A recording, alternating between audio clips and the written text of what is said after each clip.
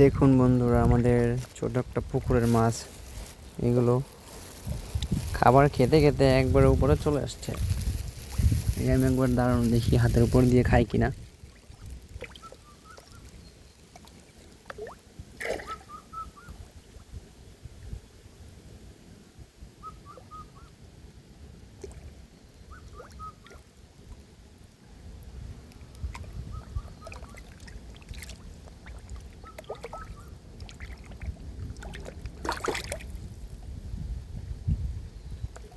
মোটামুটি হাতের উপরে চলে আসে তারা খাবার খেতে খেতে।